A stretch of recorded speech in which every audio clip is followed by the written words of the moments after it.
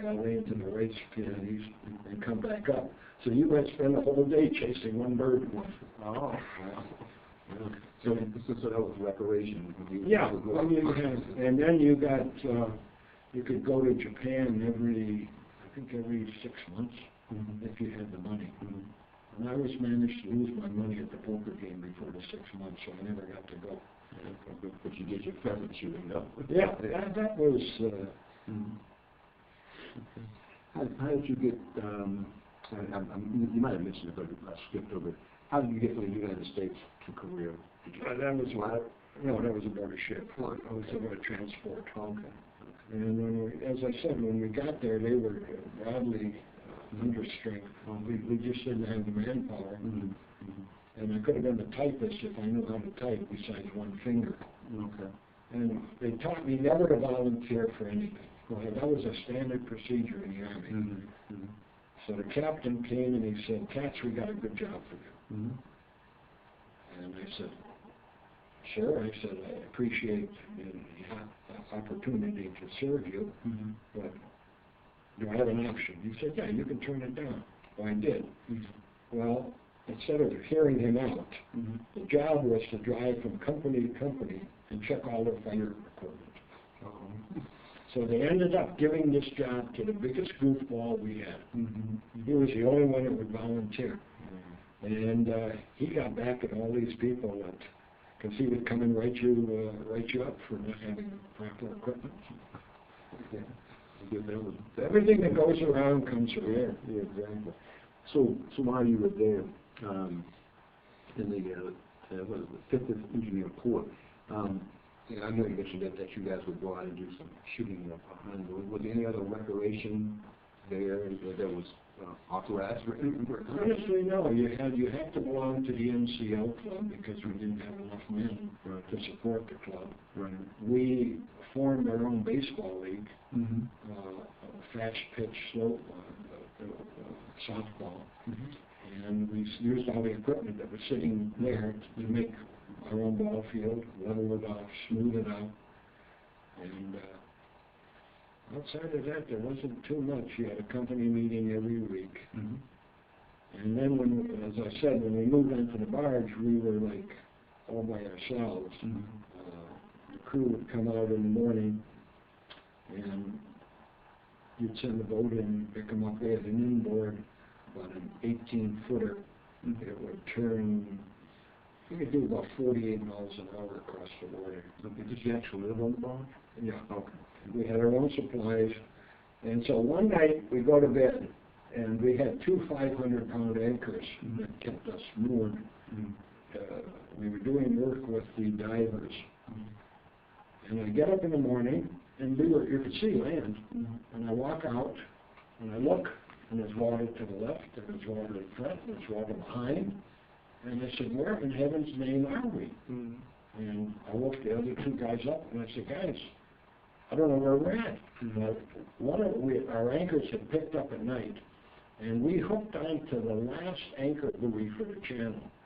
So we were swinging all night long between the opening of the channel and back. Wow. And they sent a helicopter out to look for us, and we didn't know what direction to go because I only had 250 gallons of diesel. And we used to start in the cold weather. We used to start them with ether because on the intake, those things are tough starting, a diesel engine, and tough shutting off. So that's basically, it's what I did. Is I drove a vessel. Okay. And how many were you stationed on the barge? There were three of us. We had a crane operator, and he could operate the winch for the anchors, and we had some other equipment there. And we had, from high to low tide, is a matter of 60, it's about 60 feet. Oh, okay. And it was a yellow sea. Wow. So they said, when we were laying these submarine nets, and they said, well, we had to do some work. I don't remember why we were in the mud. And they said, well, you don't want to get your boots all muddy and sloppy, so take them off. And I, like a fool, took mine off with my socks. And he said, it's just muddy bottom. But he didn't tell me there's a lot of little things running around on you. So you start walking, and all of a sudden you feel things walking underneath you. And I covered that 100 yards in about 30 seconds, I think. You were flying across the Yes, I was. My feet were as high up as you could get them. And he said, "What's the matter? What's the matter?" I said, "Forget it." And I said, "There's little animals or something down in that mud." And they thought that was hilarious. Mm-hmm. Yeah. So you were in charge of the barge? You were Yeah. NCO in charge of the barge? Okay. Yeah, the rank I attained was I was stuck. When I was in the States, they had a PFC rank was frozen. Mm-hmm.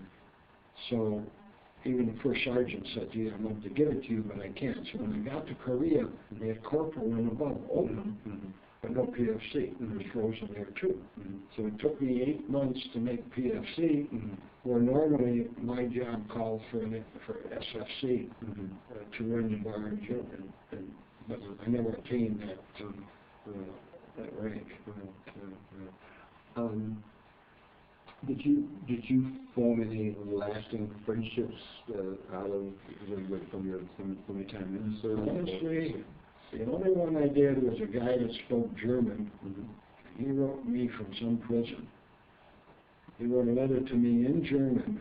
He was a conscientious objector, and he didn't feel right about shooting people, but he tried to get in medics, and they turned him down. And the first sergeant didn't like him, and he took me aside and he said, "You know, Marvin, I think it would be to your best interest to not associate yourself with this type of person." And that put me in a sort of awkward position. And I said, "You know, I'd like to abide by your wishes." I said, "But the guy's a nice guy, because he doesn't want to kill somebody. That's his prerogative. I mean, you can't condemn a person for that." So instead of working around the company, then I got stuck on this cleanup detail. You see, it was all politics. I ended up, what did I end up for a month cleaning the bathrooms? So we had our own, in California, the 9206, we had our own mess hall. We had our own chefs. We were an independent, it was like a job. You started at 8 and you quit at 3:30, and you had, you came on Saturday morning, you had an inspection, and then you were off till Monday morning. So it wasn't like the Army, you know, this was, it was a 90, let's see, we had 202 men. It was me and one other draftee, and all the rest were regular Army. So they would get paid on Tuesday, and they would be broke on Saturday, and they would stay broke until the end of the month. And they drank like fishes. Yeah, I believe it.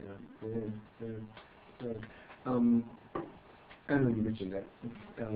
Away from the line, what was your most memorable